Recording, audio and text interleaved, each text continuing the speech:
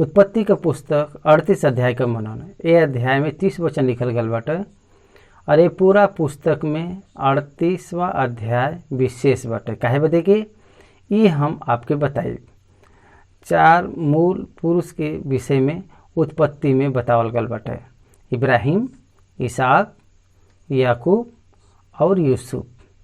ये चारों का इतिहास 12वां अध्याय से लेके 25वां अध्याय तक इब्राहिम का हवा और 22वां अध्याय में उनके मोरिया के ऊपर बलि चढ़ावे से लेके 27वां अध्याय तक इसहाक का इतिहास हमके पूरा रीत से दिखाई देला।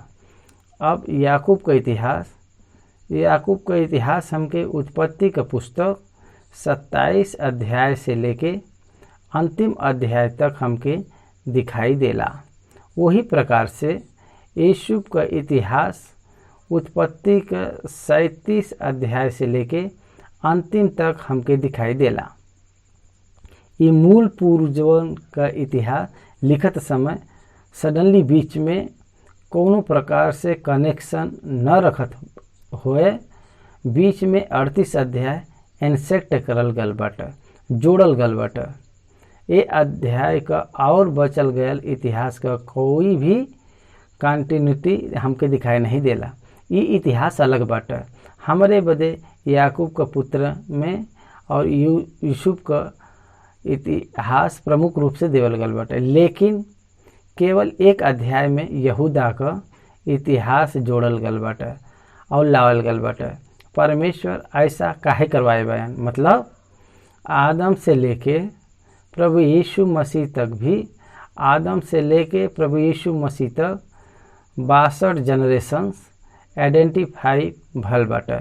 आदम से लेके नूह तक 10 पीढ़ी, नूह से लेके इब्राहिम तक 10 पीढ़ी, इब्राहिम से लेके दाऊद तक 14 पीढ़ी और दाऊद से लेके बबीलोन तक 14 पीढ़ी, बबीलोन से लेके यीशु मसीह तक 14 पीढ़ी बाटे। 62 जनरेशन्स, ये 62 जनरेशन में लिंकिंग पॉइंट इनके अलग न करके मिलाई के रखल गल बाटे। एक अध्याय उत्पत्ति का पुस्तक 38 अध्याय बाटे। प्रभु यीशु मसीह यूसुफ के वंश से नहीं आया, यूसुफ का पुत्र मनसे से रूबेन के स्थान पर यूसुफ का पहले उठे का अधिकार देवे पर भी वहाँ पर भी यीशु नहीं आल बा। लिया के द्वारा उत्पन्न भयल यहूदा जौन चौथा पुत्र बा, एमीन मती रची सुसमाचार का में लिखल गल बा। इब्राहिम से लेके यीशु मसीह तक पूरा वंशावली देवल गल बा। ये इब्राहिम के इतिहास में इब्राहिम के बाद इसहाक, इसहाक के बाद याकूब, याकूब के बाद यहूदा, यहूदा तमार से फिरिस उत्पन्न भइना। ए प्रकार से मत्ती सुसमाचार पहला अध्याय में 3रा वचन गवाही देत बाटे। यही बदे ए मत्ती 1:3 में रहे वाला यहूदा और तामार का इतिहास उत्पत्ति के 38 अध्याय में भी लिखल गल बाटे।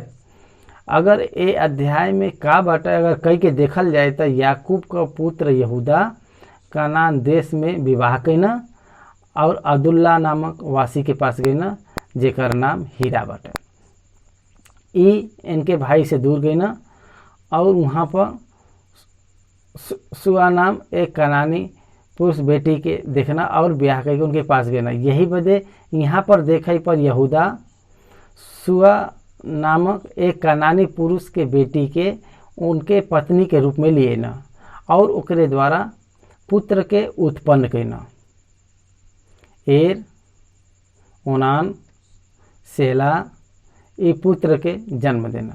तब कजीब नामक नगर में रहना, पुत्र बड़ा हो गया।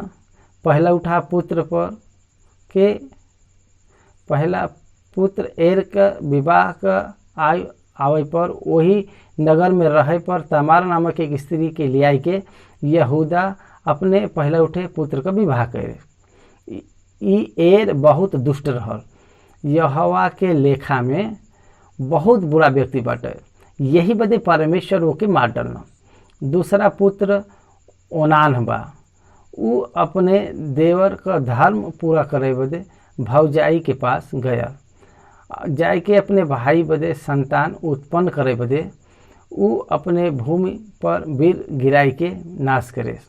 यहोवा ओके अप्रसन्न भइना और ओके मार देना। तीसरा पुत्र सेला है, सेला के देवे बदे तमार के दे के विवाह करे बदे यहूदा डर गया, ऊ सोचेस के ऊ मर जाई, यही बदे सेला छोटा बटे। ऊ बड़ा होए तक तमार तू अपने पिता के घरे में जाए के वहाँ रह, हम तह के खबर देवे और ओकरे बाद अहू। ये प्रकार से ऐसा ऊ कहेस। ये प्रकार से ऐसा बतावे के द्वारा का भयल के ऊ अपने पिता के घर गई और सेला बड़ा भयल, लेकिन भयभीत होए वाला यहूदा ओके देवे बदे बहुत विलम्ब करत रहल। ये विषय के तमार जान लेले और जान के ओकर ससुर सेला के देख के विवाह नहीं करत बा, कह के एक युक्ति ऊ बनाएस और ए मध्य में यहूदा का पत्नी सुवार का बेटी मर गई, ओकर नाम नहीं लिखल गल बाटे। ओकरे बाद पिता के नाम से ऊ पहचानल जात रहे। यहूदा का पत्नी के मृत होए पर यहूदा शोक से छूट के अपन मित्र हीरा अदुल्लाम वासी के साथ अपने भेड़ बकरी का ऊन कतरे वालन के पास निम्नात के गेना। तामार के ई समाचार मिलल के ऊ अपन भेड़ बकरी का ऊन कतरे जात बा। बाइबल ग्रंथ में ई संदर्भ एक अजीब संगठना बाटे। बहू ससुर के साथ जाए के पुत्र को जन्म दे वाला घटना बाटे। अभी के सब समाज में ये बहुत अजीब बाटे। उनके निवास स्थान के समय में कनानी अमोरा का व्यवस्था का पालन करत बा। वो समय में जौने स्त्री के पति का मृत होए के बाद वो उनके देवर के द्वारा पुत्र के जन्म दे के पहले उठा पुत्र के पति के नाम से दे, ई पद्धति यहाँ पे चलल आवत बाटे। उ सब पुत्र पिता का पुत्री हैं। यही बदे ई सोचे उनके यहूदा वो नगर से भेड़ बकरी के ऊन कतरई बदे तिमना के उगल बाटे। यही बदे उ मार्ग में एना नामक ई नगर बाटे। उ नगर के उ फाटक के पास में उ वेश्या के वस्त्र के पहन के वहाँ पर जाके बैठ के ओकरे बाद वो नगर में जावे वाला यहूदा ओके देख के वेश्या समझ के हमके अपने पास आवेदा ऐसा उ पूछेस। तब उ तहके पास आवे बदे हमके तू कह देब ऐसा कहे पर उ प्रिपेयर नहीं बाटे। यही बदे जौन कुछ ओकरे पास जौन रिजल्ट बाटे ओकरे पास रहे वाला ओकरे अपने हाथ का छड़ी मोहर और बाजू बंद ये तीनों के मंगवाई के मांग के ले सु और वो ओकरे पास गए। जाए के बाद उठ के उ अपने घर उ चल गए। जैसा उ कहेस वैसे ही उ बकरी के बच्चे के भेजेस। भेजे पर वहाँ पर उ स्त्री वहाँ पे दिखाई नहीं दिलेस। उ इंक्वायरी करेस वो स्थान में एनाम के फाटक के पास कहीं पर भी कोई वेश्या नहीं बटे। कई के जान के उ ठट्ठा में उड़ावल जइहे कई के यहूदा डर गया। ओकरे बाद कुछ दिन के बाद में बताल गल के तामार में व्यभिचार करेस और उ गर्भवती भइल बटे। एक प्रकार से ऐसा बतावल गया। यहूदा क्रोधित भयल, ओके बाहर लियावा उ जलावल जाए ऐसा कहेस। तब उ आई के जौने द्वारा गर्भवती भल बाई हम उ यह हवा उ बताए के कुछ चिन्ह के प्रधान के सामने रखे। यहूदा ओके देखे पर उ याद कर लेस के उ फलाना दिन में एक वेश्या के पास जाए पर ई उनके ई चीज़ हम ओके दे रही ई जान लेस। ओकर बहुत तमार चालाकी से ओकर पुत्र सेला के न देवे के कारण उ ए प्रकार से व्यवहार करे। हम धर्म से व्यवहार नहीं करेबे तो उ धर्म का प्रदर्शन करे। हमसे कम दोषी बाबू ऐसा प्रशंसा करके ओकरे पास कभी न जाए कि ओके छोड़ दिले। वो प्रकार से वो गर्भवती हो के पुत्र के जन्म दिले बा, लेकिन ओकर बच्चा के जन्म देवे पर 2 बच्चा उत्पन्न भइना। एक हाथ में बाहर की ओर फैलाए, बच्चा पहले नहीं आया लेकिन हाथ पहले आया। ये प्रकार से हाथ पहले आया और वो बराबर से निकल के आया और ओकर पेरिस नाम करके हाथ में सूत बांधल गया, लाल सूत बांधल गया।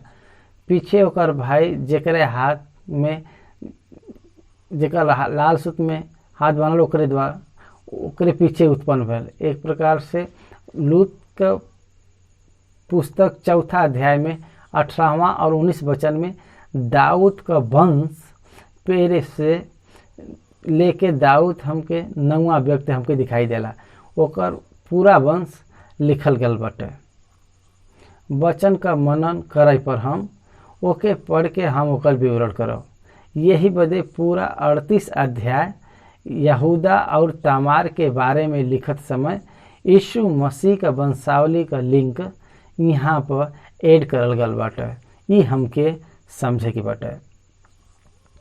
अब पहला वचन से हम वचन के पढ़ हमरे विवरण देवे के द्वारा ये अध्याय में का बाटे अच्छा से हम बताई। कुछ प्रमुख बात वचन के पढ़त समय हम बताई। वो समय में ऐसन भयल के यहूदा अपने भाई के पास से चल गया और हीरा नाम का एक अब्दुल्ला नामक वासी पुरुष के पास अपन डेरा वासी खड़ा करे। अब्दुल्ला नामा कनान का एसेन कैप्टन था। प्राचीन काल का राजधानी अब्दुल्ला नाम वासी हीरा नामक एक व्यक्ति के पास में यहूदा उस समय गया। कौन समय में? कनान में इस्राएल अपने पुत्र के साथ रहे वाला वो समय में हो गई ना। जाए कि वहाँ पर स्वर नामक कनान पुरुष के देखना, उनकर पुत्री के देखना, कनानी से विवाह करब इस्राएली के नहीं भावत रहल। इब्राहिम अपन पुत्र इसहाक बदे कनान के स्त्री मत लिए ऐसा कहे बा। ऐसा कनान के स्त्री से विवाह करे पर इसहाक दुखी भल बा। इसहाक ऐसा आज्ञा दे के उनके पद्नाराम के लाबान के घरे भेज के उनके बदे ले आना। लेकिन यहाँ ध्यान द प्रभु यीशु मसीह के वंशावली में से तामार का चुनल गया रह हमके देख सकेला, लेकिन वो तो कनानी है। लेकिन यहाँ पर ध्यान देवे पर कनान के देश में रहे वाला व्यक्ति के इस्राएली के दूर रखे पर भी वही प्रकार से परमेश्वर अपन योजना बदे कनानी तामार के ले आवे पर उ तो अन्य जाति से आवल है। वही प्रकार से विवाह करल गया उ मोआबी है, उ अन्य जाति से आवल। ओकरे बाद में देखे पर परमेश्वर के वचन में राहाब नामक वेश्या दिखाई दिला। राहाब यीशु मसीह के वंशावली में दिखाई दिला, वो अन्य जाति से आवल है। यही बदे परमेश्वर अपन योजना में उनके ले आवे पर अन्य जाति के भी अवसर दिले बा। ये प्रकार से हमके ऐसा दिखाई देते बाटे। यही बदे इस्राएली के वंश के पुरुष के आवे पर भी आउटसाइड द इस्राएल स्त्री के ले आवे के भी परमेश्वर अलाउ करे बयान। ऐसा कहे पर उनकर योजना में अन्य जाति के भी स्थान देवल गल बाटे। ऐसा विश्वास करे बदे ऐसा कहे बयान। यही बदे यहूदा ईश्वर नामक एक कनान स्त्री के देखना और उनसे विवाह करके उनके पास गना। और विवाह वो समय में उनके पास गना मतलब उनके पत्नी के रूप में वो स्वीकार करे बा। एक प्रकार से हम कैसा समझे बा। वो गर्भवती भइल और उनकर पुत्र उत्पन्न भयल, ओकर नाम एर रखल गया। फिर से गर्भवती भइल और ओनान के जन्म दिले। फिर से गर्भवती भइलू और ओनान के जन्म दिले। फिर से गर्भवती भई सेला के जन्म दिले।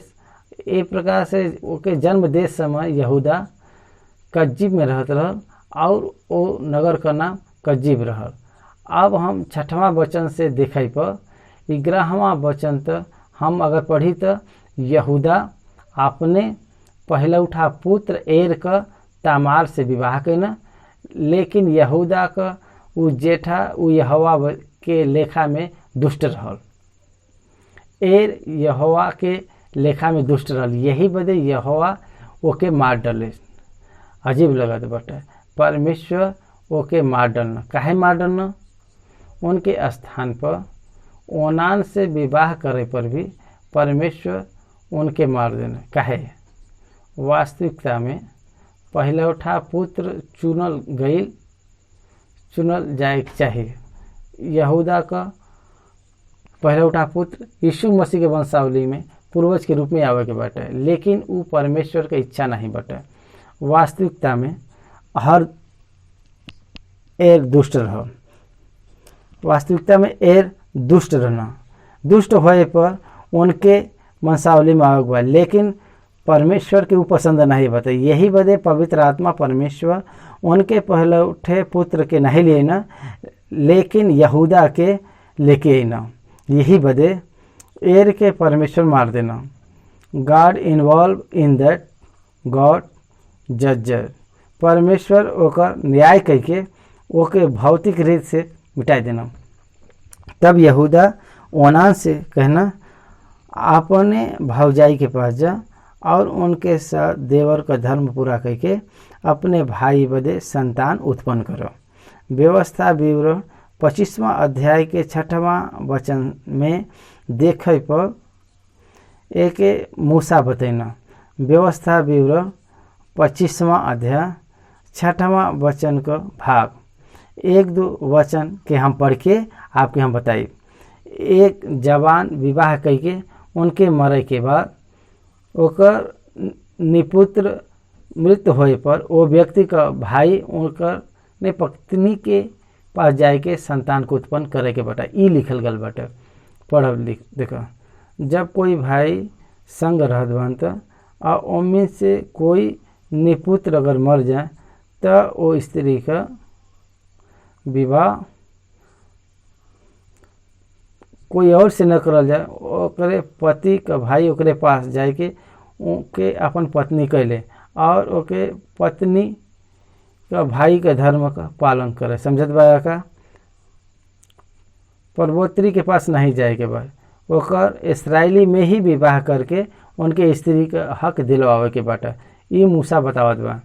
जौन पहला बेटा वो स्त्री से उत्पन्न हो उ ओके मरल गयल भाई के नाम का ठहरे, जैसे कि ओकर नाम इसराइल में से मिट न जाए। देवर के साथ अपन जीवन व्यतीत करो। उत्पन्न भयल पहलौठा पुत्र के मरल गयल ओकरे पति के संतान के रूप में गिनल। ओ समय में एक संस्कृति के रूप में वो बढ़त चलल ग रहल।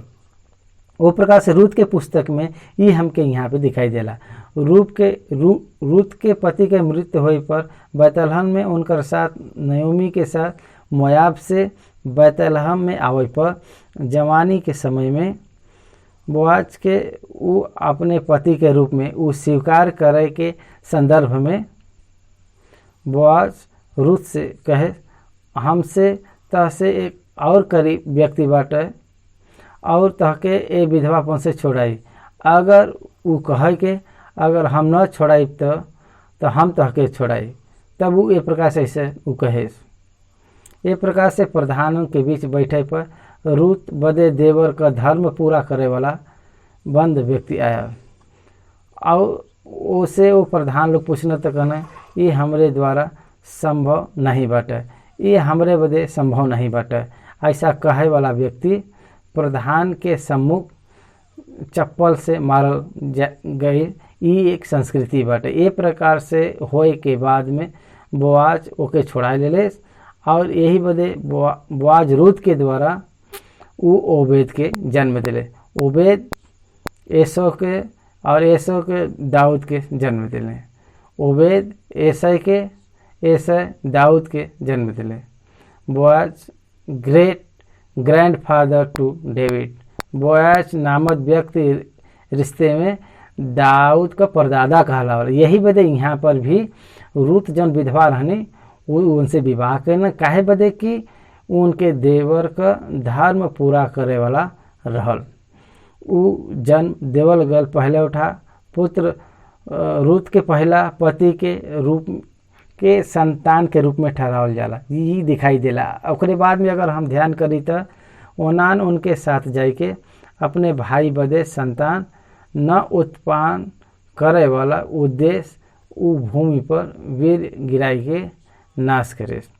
यहोवा के दृष्टि में वो बुरा ठहरे के कारण उसे उनके मार देना। 11वां वचन, तब यहूदा ए डर के मारे कि कहीं ऐसा न हो कि अपने भाई के समान सेला भी मरे। अपने बहू तमार से वो कहे, जब तक हमार पुत्र सेला सियाना न हो तब तक तू अपने पिता के घर में विधवा बैठा रह। तब तमार अपने पिता के घर में जाए के रह लगिल और बहुत दिन हो गया, साल बीत गल हो। सोआ का बेटी यहूदा का पत्नी मर गई। यहूदा शोक से छुटकारा पाई के अपन मित्र हीरा अब्दुल्ला मसीह समेत भेड़ बकरी का उन कतरे वालन के पास में तिमनात के गयल। तमार के ई समाचार मिलल कि तहार ससुर अपन भेड़ बकरी का ऊन कतरई बदे तिमनात जात बन। तब उ ई सोच के कि सेला से आना तो हो गल बा, बड़ा तो हो गल बा, लेकिन हम उनकर स्त्री नहीं हो पैली। अपन विधवापन को पहनावा उतारे और घूंघट डाल के अपने आप के ढाप ले लेस और नगर के फाटक के पास जौन तिमनात के मार्ग में बा जाके बैठी। वेश्या का भेष धारण करके वास्तविकता में यहाँ पर विधवापन का वस्त्र करके लिखल गल बा। जौने महिला का प्रति का मृत्यु हो गल जाला वो दूसरे कपड़ा से अपने आप के सवारब। वो समय के कनान देश में एक आदत के रूप में रहल, एक संस्कृति के रूप में रहल। भारत देश में भी जौने पति का मृत्यु हो जाला प्राचीन के समय में और मॉडर्न टाइम में भी कोई एकर पालन नहीं करत बा।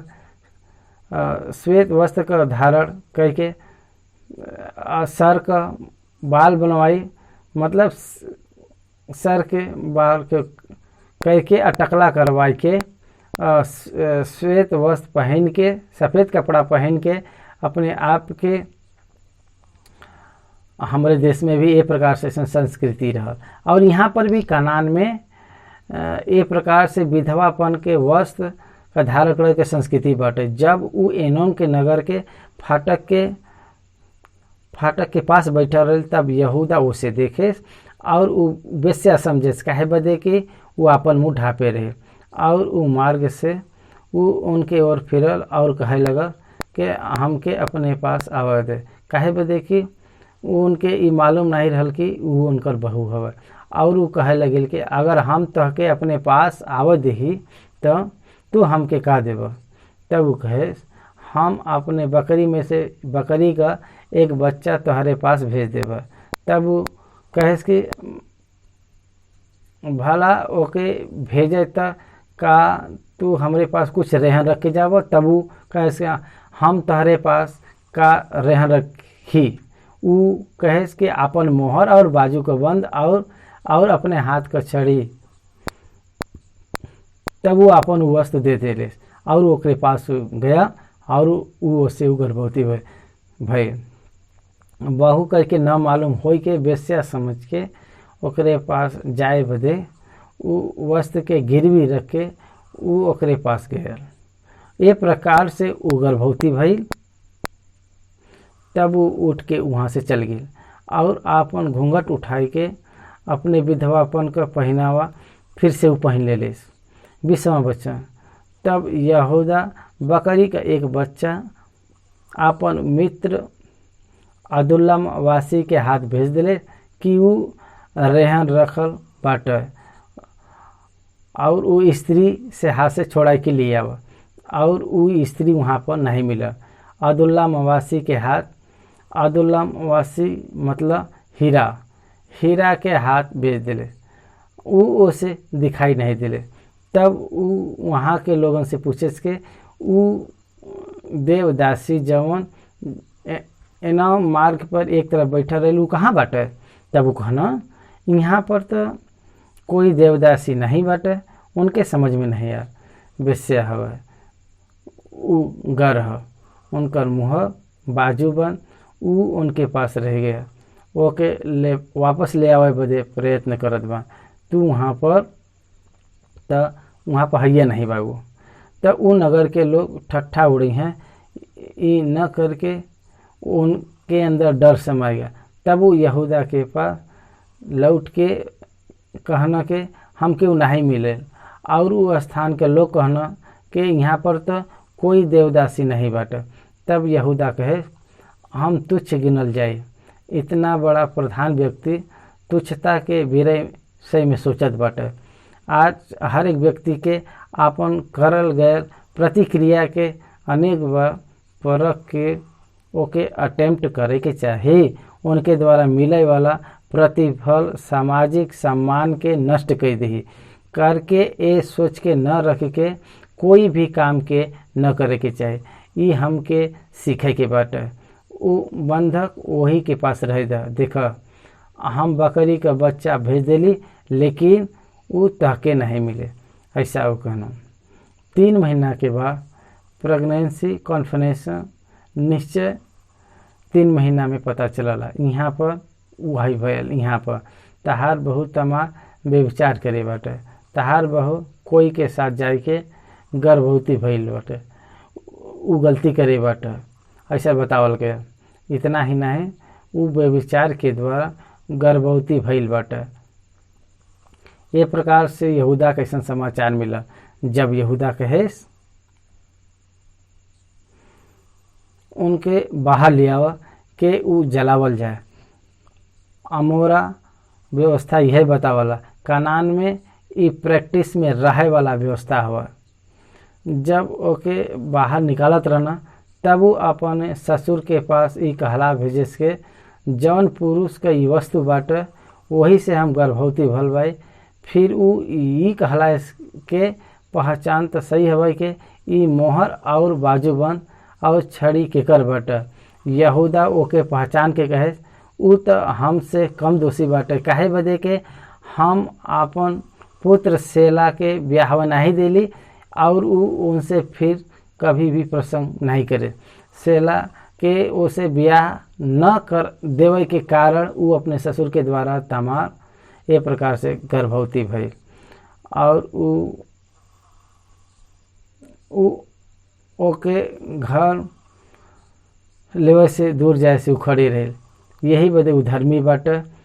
ए प्रकार से यहूदा माने। यहूदा तमार के द्वारा जुड़वा बच्चा के जन्म दिलिस। यहाँ पर अजीब घटना भयल बाटे। ओके जन्म लेवे पर एक अजीब घटना भयल बाटे। जुड़वा बच्चा में एक बच्चा हाथ के बाहर रखे पर वास्तविकता में उ पहला बाहर आवे के बाटे। तो वो हाथ के दाई लाल सूत से बांध दिले।